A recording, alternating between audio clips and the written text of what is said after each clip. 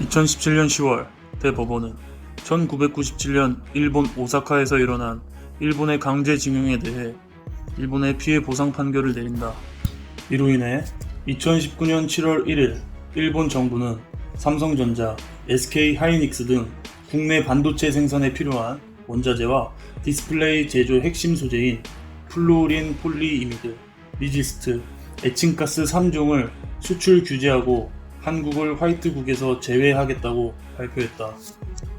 그로 인해 대한민국의 삼성전자, SK하이닉스 등 국내 반도체 제조업체와 디스플레이 관련 기업들은 단기적으로 타격받을 것으로 예상되었다. 2019년 7월 2일 일본 정당 대표 토론회에서 일본 총리인 아베 신조는 한국이 청구권을 포기하기로 한 약속을 지키지 않아 우대 조치를 하지 않은 것이라면서 강제징용 피해 보상 판결에 대한 경제 보복 조치로 한국에게 수출 규제를 했다는 의도를 적나라하게 드러냈다. 이를 기점으로 2019년 7월 3일 한국 SNS, 다수 온라인 커뮤니티에서 일본산 제품을 사지 말자라는 목소리가 쏟아져 나왔고, 이를 계기로 일본 제품 불매 목록, 불매회사 목록이라는 제목의 사진이 큰 힘을 얻어 국내 대다수 커뮤니티에 급속도로 퍼지기 시작했다.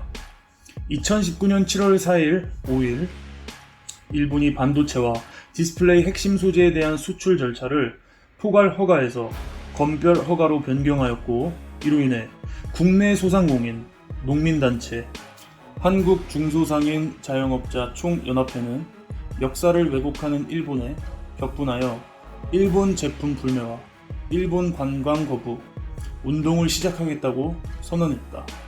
이에 대한 여파로 한국 기업인 모나미, 하이트진로, 탑10 등 주가가 급 상승하였고, 주요 여행사의 일본 여행 상품 매출은 급 하락하는 현상이 발생하였다.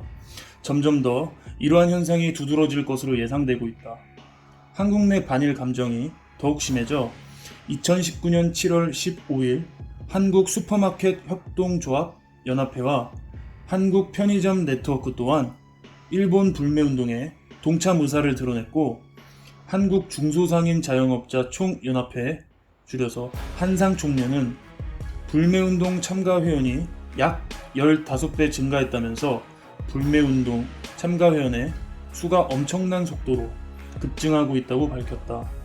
일본 여론의 반응은 이러하다. 한국 같은 약소국이 불매운동을 해봤자 전혀 소용없다. 우리도 한국 제품 불매 운동하자. 한국과 아예 국교를 단절해버리자. 제일교포를 한국으로 내보내라. 일본 경제에 영향이 전혀 없다. 등 격한 반응이 많지만, 그래도 이성적으로 판단해야 한다는 일본 여론 또한 동시에 제기되고 있다. 이 현상에 대한 국제 반응은 이러하다.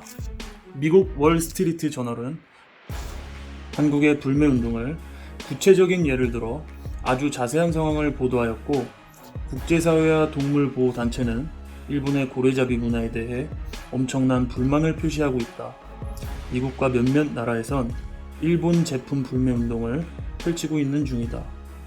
국제사회의 많은 언론들은 불매운동에 대해 언급하기 전에 한일 간 일제강점기와 위안부 문제를 먼저 언급하며 기사를 보도했고, 한국 내 일본 제품 불매운동이 확산되고 고조됨에 따라 한일 양국의 골은 더욱더 깊어질 것이라고 보도했다.